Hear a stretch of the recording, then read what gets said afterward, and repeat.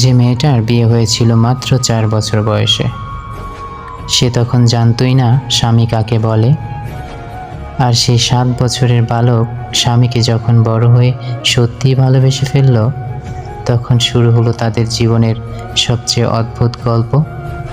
কিন্তু গল্পের সবচেয়ে অবাক করা বিষয় কি জানেন? যে বিয়েটা হয়েছিল ছোটবেলায়, সেই বিয়েকে একদিন সত্যিকারের সংসারে রূপ দিতে হলো। চলুন শুনি রুকেয়ার সেই অদ্ভুত ভালোবাসার গল্প। আসসালামু আলাইকুম প্রিয় শ্রোতা বন্ধুরা, আপনারা শুনছেন ভিন্ন জগৎ 26, যেখানে প্রতিটি গল্প শুধু গল্প নয়, বরং কিছু অনুভূতি, কিছু স্মৃতি আর কিছু না বলা কথার গল্প। আমি আরজে আয়ান আহমেদ আজও আপনাদের জন্য নিয়ে এসেছি তেমনই একটি হৃদয় ছোঁয়া গল্প, আমি রুকাইয়া। গল্পটি লিখেছেন সাইমা সালাম আপু। তার লেখা এই গল্পে রয়েছে শৈশবের এক অদ্ভুত বিয়ে, সময়ের সাথে বদলে যাওয়া অনুভূতি, লুকিয়ে থাকা ভালোবাসার, জীবনের এক অপ্রত্যাশিত মোড়। তো দেরি না করে চলুন প্রবেশ করি রুকাইয়ার সেই অদ্ভুত জীবনের গল্পে। শুরু করা যাক। আমি রুকাইয়া। আমি রুকাইয়া। আজ আমার দ্বিতীয় বিয়ে। তার মানে এই নয় যে আমার ডিভোর্স হয়েছিল। আমার যখন প্রথম বিয়ে হয় তখন আমি খুব ছোট মানে এত ছোট যে আমি মনে করতে পারি না সেই ঘটনা।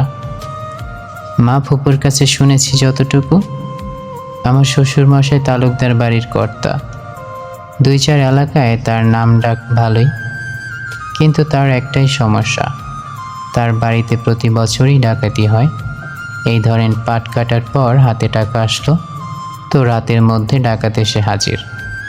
যুদ্ধের সময় পাওয়া অস্ত্র তার কপাল বরাবর তাক করে বলল, যা আছে সব দিয়ে দে। মালের চেয়ে জান বড়, তিনি সুরসুর করে সব টাকা পয়সা যা আছে বের করে দিয়ে দিতেন। মানে মহান ডাকাত দল খোঁজ খবর পেয়ে যেত কি করে কে জানে। তালুকদার সাহেব বিচক্ষণ মানুষ, তিনি এই সমস্যার সমাধান খুঁজতে লাগলেন। আমি খান পরিবারের মেয়ে।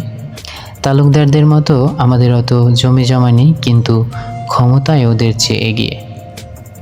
আমার দাদারা 7 ভাই, তাদের ঘরে আমার বাপ চাচারা 30 জন। যে কোনো সমস্যা এদের একতা আছে, মুখের চেয়ে ওদের লাঠি চলে বেশি। তালুকদার ভেবে চিন্তে সমস্যার সমাধান বের করে ফেললেন। খানদের সাথে আত্মীয় করবার, কিন্তু আমাদের বংশে সেরকম বিবাহের উপযুক্ত মেয়ে নেই। কিন্তু যে কোনোভাবেই হোক ওরা আত্মীয়ের বন্ধন গড়তে চাইল। মা তো কান্না জুড়ে দিল, আমার এইটুকুন মাইয়া আমি বিয়া দিব না। দুর্দণ্ড প্রতাপশালী আমার বাবা মাকে ধমক দিয়ে চুপ করিয়ে দিলেন। মাইয়া মানুষ, যা বুঝবা না তা নিয়ে কথা কইবা না। মা আমার উচ্চবাচ্য করল না আর। আমার বয়স 4, আমার বরের বয়স 7। বিয়ের দিন সকালে আমার বর হওয়া তাকে বাড়ির আশেপাশে কোথাও খুঁজে পাওয়া যাচ্ছে না। তালুকদার সাহেব তার দারাজ গলায় হাঁক ছুড়লেন, এই জামাল কামাল, তোরা যেখানেই থেকে পারিস বদমাইশটাকে ধইরা নিয়ে আয়। ওরা দৌড়ে গেল, খুঁজতে খুঁজতে ও পাড়ায় চলে গেল। সেখানে গিয়ে তাকে ডাঙ্গুলি খেলারত অবস্থায় পাওয়া গেল। জামাল কামাল 2 জন শক্ত সামর্থ্য টাগরা যুবক। ওরা আমার বালক বরটাকে চ্যাংদোলা করে নিয়ে বাড়ির পথে রওনা দিল। হ্যাংলা পাতলা ছেলেটা হাত পা ছুটতে ছুটতে বলল, আমি বিয়া করুম না। কিন্তু কে শোনে তার কথা? জামাল কামাল তালুকদার সাহেবের সামনে এনে বালককে নামালো, কিন্তু বালক আবার পালাতে চাইল। তালুকদার সাহেব গর্জে উঠলেন, মারবো এক থাপ্পড়। বালক থেমে গেল, কিন্তু তার মুখে নেমে আসলো আমাবস্যার আধার। তার হাসি কর্পূরের মতো উবে গেল। বালককে নতুন পোশাক পরাইয়া ঢোল ডংরা নিয়ে খুশি মনে বরযাত্রী রওনা হলো। সামনে চলে ঘোড়ার গাড়ি, পেছনে বাকিরা হেঁটে চলে। ঘোড়ার গাড়ি এসে আমার বাড়ির সামনে থামলো। বাড়িতে শোরগোল পড়ে গেল। খাবার দাবারের পাট চুকে গেল। কেউ একজন এসে বলল, মাইয়া সাজাইয়া আনো গো, দেরি হইয়া যাইব। মা চোখের জল মুছতে মুছতে আমাকে একটা লাল ফ্রক পরিয়ে হাতে পায়ে আলতা দিয়ে দিল। চোখে কাজল আর ঠোঁটে লাল লিপস্টিক। চুলগুলো বাঁধার উপযুক্ত হয়নি বিধায় লাল রঙের ফিতা ফুল তুলে বেঁধে দিল। পায়ে দিল লাল রঙের হাওয়াই চপ্পল। আমি নতুন জামা আর সাজগোজ দেখে খুশি হইলাম। ঠোঁট জোড়া এক করি না যদি লিপস্টিক উঠে যায়। আমার বড় কাকু আমার হাত ধরে উঠানে নিয়ে গেল, যেখানে অনেকগুলো মানুষ বসেছিল। চারপাশে আরও মানুষের ভিড়। বাজনাওয়ালারা সার বেঁধে দাঁড়িয়ে আছে। বালক কখন কবুল বলছে আমি জানি না, ওইগুলা আমার বোঝার কথাও না। কিন্তু এইবার আমার বেলা আসলো। ইমাম সাহেব দোয়া দরুদ পড়ে আরও কী সব বলে তারপর বলল, বলো মা কবুল। সাথে সাথে অনেকে আমার হাত জাগাইতে লাগলো, কও মা কবুল। আমি কোনো কুল না পাইয়া শুধু ফেল ফেল করে সবার মুখের দিক তাকিয়ে থাকলাম। আমার কান্না পেয়ে গেল। কাকু আমার অবস্থা বুঝতে পেরে আমাকে কোলে তুলে নিলেন আর হাসতে হাসতে বললেন, আচ্ছা আমার ভাস্তির হইয়া আমি বললাম কবুল, আলহামদুলিল্লাহ। সঙ্গে সঙ্গে উপস্থিত সবাই আনন্দে ফেটে পড়ল, যেন বিয়ে হয়ে গেল। বাতাস বিলি পর্ব শেষ করে বাড়ি ফেরার তাড়া দিল। আমার সাথে আমার মা, দাদি আর নানি গেল। খান বাড়ি তার তালুকদার বাড়ির মধ্যে সম্পর্ক হবার ফলে তালুকদার হাঁপ ছেড়ে বাঁচল। এরপর আর কোনো দিন তালুকদার বাড়িতে ডাকাতি হয়নি।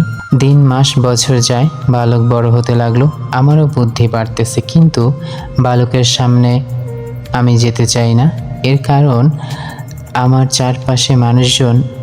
এই ধরো আমি খেলার সাথীদের সাথে খেলছি, পাশে দিয়েই বালক যাচ্ছে, তখনই ওরা চিল্লাতে শুরু করে, ওই রুকু তোর জামাই, ওই রুকু তোর জামাই। আমি ক্লাসে বসে আছি, তাকে জানালার বাইরে হাঁটতে দেখা গেল, তো ওই রুকাইয়া তোর জামাই দেখ। আমি লজ্জায় ঘরের কোণে বা বেঞ্চের তলায় লুকাই আর বালকের গোষ্ঠী উদ্ধার করি। কিন্তু আজকাল তাকে কেমন দেখতে মন চায়। সেও আমার চারপাশে ঘুরঘুর করে। পড়তে বসলে তার কথা মাথায় আসে, তাকে নিয়ে ভাবতে ভালো লাগে। সে বিডিআরের চাকরি নিয়ে চলে গেল। আমার সব কিছু শূন্য শূন্য লাগে, কেমন বুকের ভেতর কষ্ট জমতে লাগলো। মা একটু জোরে কথা বলল, তো আমি কেঁদে বুক ভাসাই।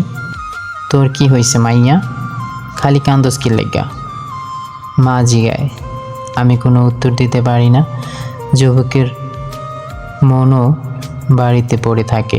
ট্রেনিং শেষে সে কয়েক মুঠি রেশমি চুড়ি, একজোড়া নূপুর আর পুঁতির মালা কিনে খুশি মনে বাড়ি ফিরে। কিন্তু এগুলো দেবে কি করে যদি ধরা পড়ে যায়? তবুও আমাকে এক নজর দেখবার আর জিনিসগুলো দেবার জন্য সে ঝুঁকি নিয়ে নিল। জ্যোৎস্নায় খা খা করা পূর্ণিমার রাত। আব্বা মা পাশের খাটে ঘুমিয়েছে। আমার আর তাদের বিছানা কয়েক ফুটের দূরত্ব, আর জামা কাপড়ের আলনাটা দূরত্বে দেয়াল। দূরত্বের দেয়াল। মাঝরাতে আমার বিছানার কাছের জানালায় যেন শব্দ হলো। আমি কান খাড়া করে থাকলাম। আমি যা ভাবতেছি তা কি ঠিক? একটু পর আবার আমি সন্তর্পণে জানালা খুললাম। জ্যোৎস্না এসে আমার মুখের উপর পড়ল। আমার রাজপুত্র। আমি ভোরকে গিয়ে বললাম, আপনি? হ্যাঁ আমি। এই নে। এই বলে সে পোটলাটা আমার দিকে বাড়িয়ে দিল। ওর হাতের সাথে আমার হাতের ছোঁয়া লাগতেই আমার ভেতরে বিদ্যুৎ খেলে গেল।